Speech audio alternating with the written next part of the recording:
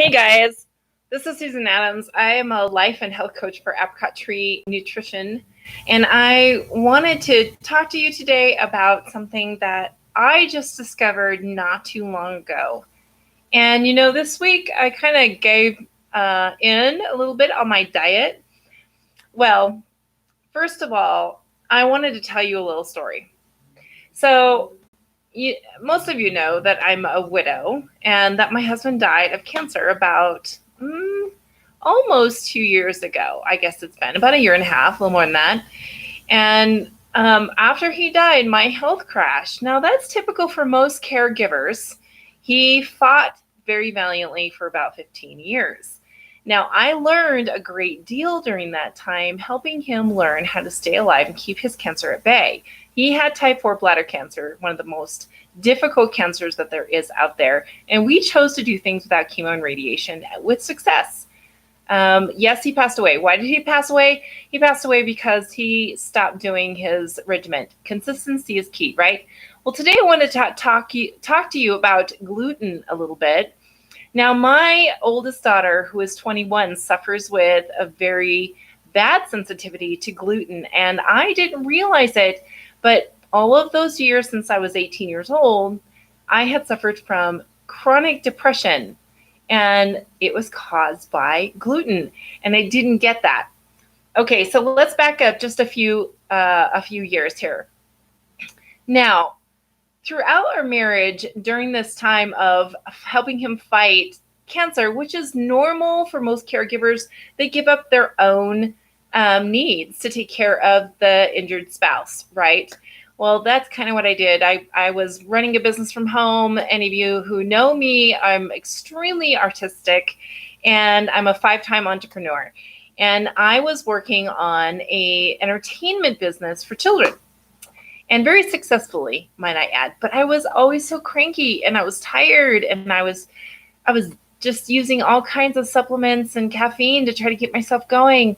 Well, when Michael died, my system crashed, and I didn't know it, but I ended up with Addison's disease. Now, if you don't know what Addison's disease is, it is almost close to adrenal failure. You can have different levels of it. There's 3 levels of adrenal fatigue.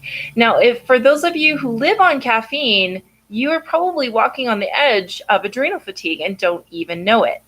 For those of you who might have a thyroid condition, I'm almost betting that your adrenals are extremely fatigued. Okay, so let's back up again. How does that relate to gluten? Okay. Well, when you're extremely tired, you're also suffering from different things like hormonal imbalances, or maybe chronic fatigue, or maybe you've got depression, maybe some fibromyalgia, maybe you're dealing with other autoimmune diseases like psoriasis, eczema, maybe some major joint pain and inflammation that you just can't seem to go away, back problems, scleroderma, Sjogren's syndrome. Did I pronounce that right for those of you who suffer from that? Lupus, multiple sclerosis, migraine headaches, osteoporosis, diabetes, thyroid disease, cardiomyopathy, chronic anemia, coordination issues, asthma, and the list goes on. Well, all of those autoimmune diseases, and yes, those are autoimmune diseases, are actually triggered initially by a gluten intolerance. And how do we know that? Let me explain something. First of all, gluten is a protein that is released when certain grains like oats, rye, barley, and wheat are processed. And I mean not just like ground, I mean like processed. When they are broken down to a point where they are in a kind of a glutinous, gluey, gooey type, like white flour or even wheat flour. It was never really meant to be processed on that level for super soft, like flours for bread. Okay, so that being said, our grains these days have been so genetically modified that they really are nothing like the ancient grain that we once knew it to be.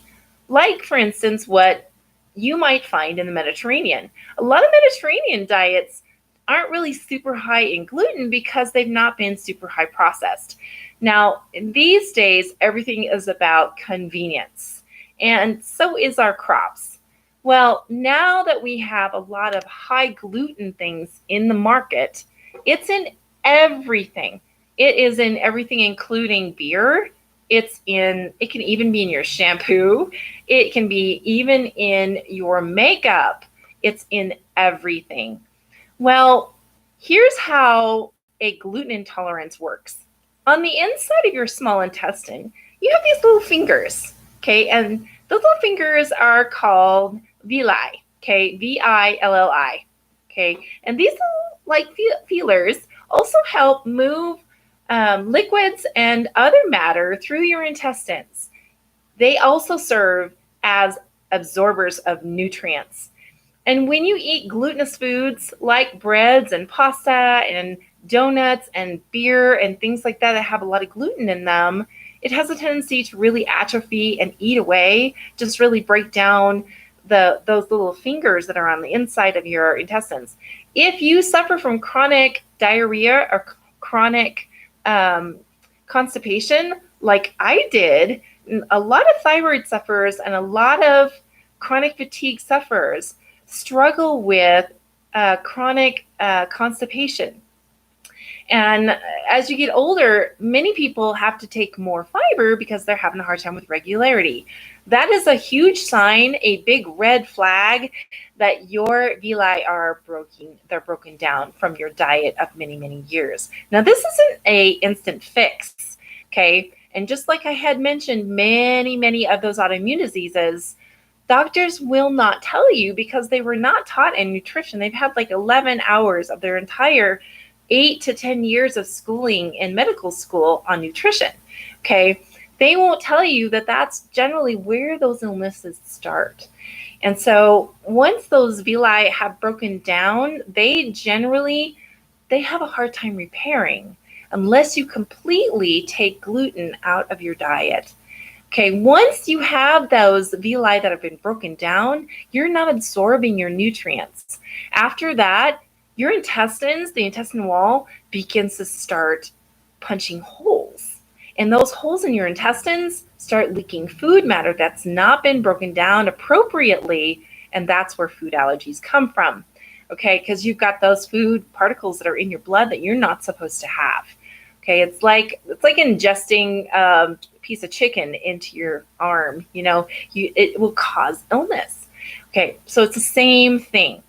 And everyone who has been eating all of this gluten, whether you can detect it or not, down the road, it's going to cause illness. Now, you might think that you're digesting things just fine, but you're dealing with things like achiness, or you're dealing with headaches, or you're dealing with brain fog, you're dealing with maybe brittle bones, or maybe you're having some trouble with memory.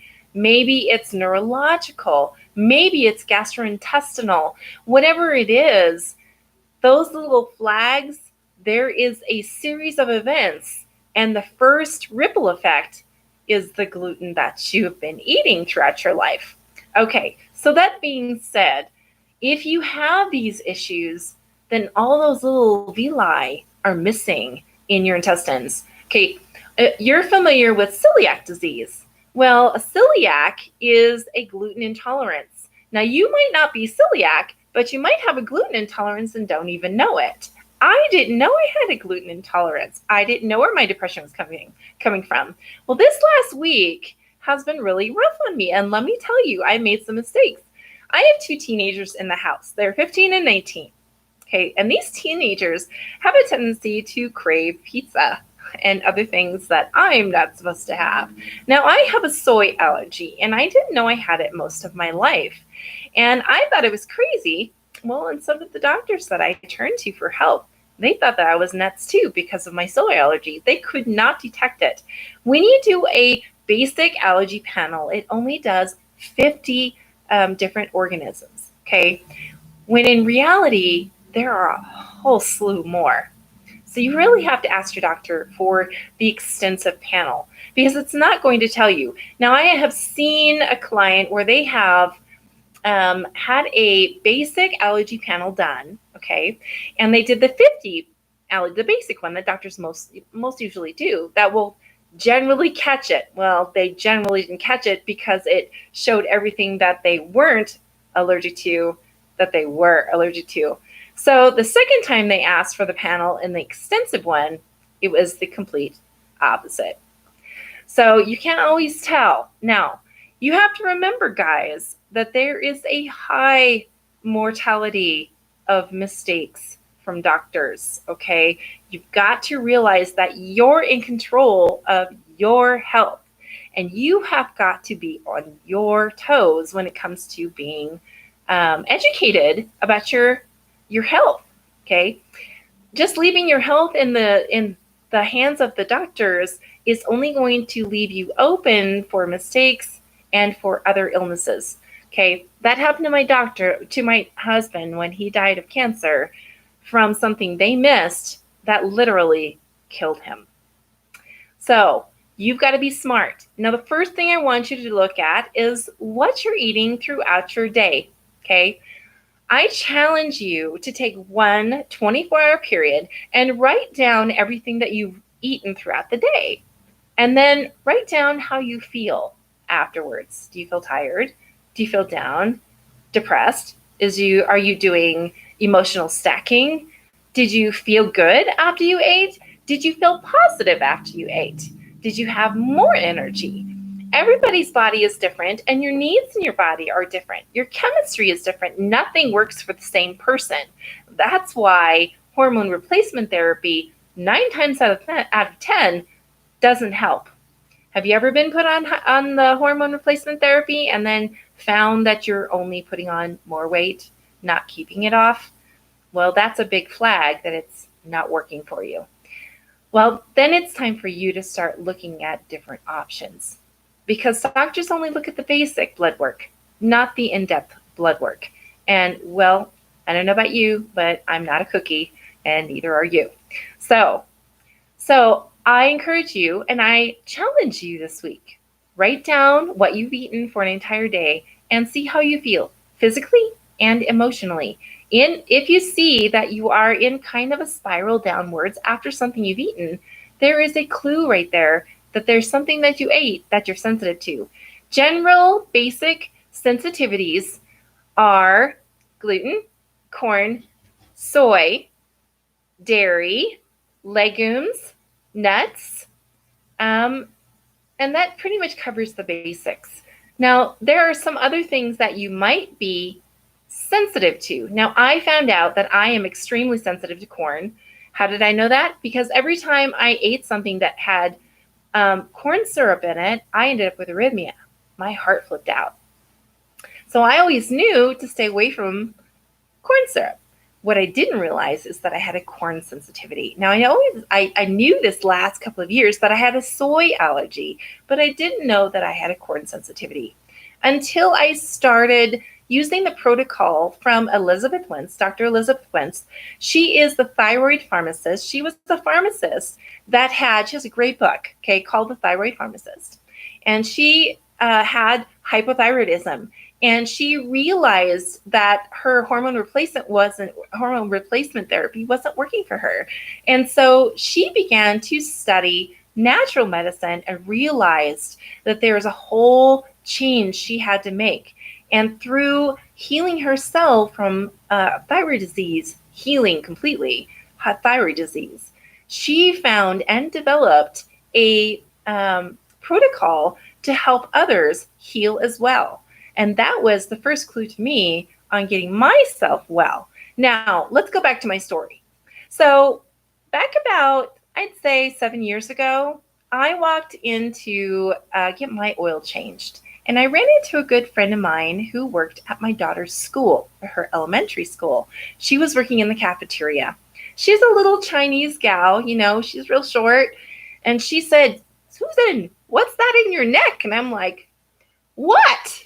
What's in my neck?" She said, "You have a lump in your throat." I went, "What?" And it freaked me out. I immediately went out to my car, took a look at my throat, and sure enough, I had a goiter. Well, I went to go see my doctor, and they tested it. It wasn't cancerous, thank goodness, but it was very swollen. It was about the size of a golf ball. And so I had to figure out what to do. The doctor says, okay, we got to get you on Synthroid. And I went, absolutely not, because I'd done my studies on Synthroid.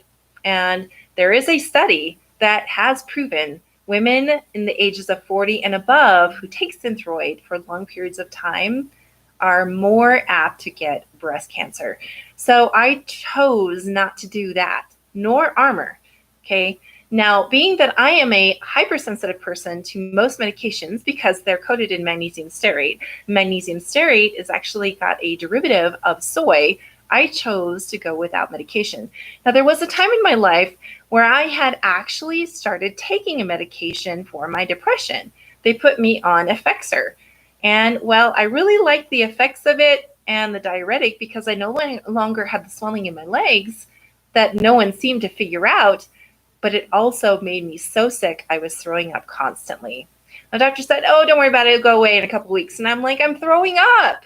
After 3 calls, she said, you know what? I think you're too sensitive to medication. You need to look into natural stuff because you're not a good candidate. So ever since then, I've stayed away from medication, even ibuprofen. And so I had my last 2 children without any painkillers when I gave birth. Now, not every woman can do that, okay? But I was determined because the alternate was way too detrimental. Now, through those experiences, I have learned to do things naturally. And that's why I started following Elizabeth Wentz. She is an amazing, world-renowned thyroid pharmacist. She has helped thousands of women and inspired me to go down that health coach path. And so that's why I'm helping you. Now, what I didn't realize is that the long-term damage of eating gluten when I was in my youth and all of the weight that it put me on. Now, I graduated from high school when I was 17, and I was 185 pounds. I'm 135 now, okay? And I have been 135 for a good 20 years now. And I've been able to keep it stable because I learned to do things differently. And that's what I want to help you guys do too. So if you have a lot of fatigue, a lot of sensitivities, maybe you've got some indigestion, maybe you're having some insomnia issues, maybe you don't even realize you have a gluten issue, I would recommend that you do that journal for a day, write down what you're eating throughout the day, maybe for 3 days, how you feel physically and emotionally. And then maybe if you would like, I'll give you some time. We can talk about what you've found and maybe put together a plan on healing your gut, because that villi can heal. Celiac disease is not something that you want to take lightly, and it takes a very long time to heal. I have some friends who have diabetes, friends that have multiple sclerosis, and their doctors aren't telling them it's from a gluten allergy. All they're doing is taking medication to cover the symptoms and just eating the same bad diet. All it's going to do is destroy their system until it takes them out. You can heal. I promise you can heal. You need to find your path to that healing. And I want to help you find it.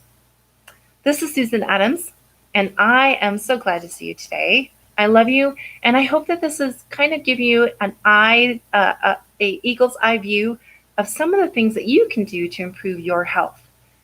Give me a call, reach out, and visit my website at apricottreewellness.com, and that's with 1 T. And I will see you guys on the other side of the sunshine. I love you all. Bye.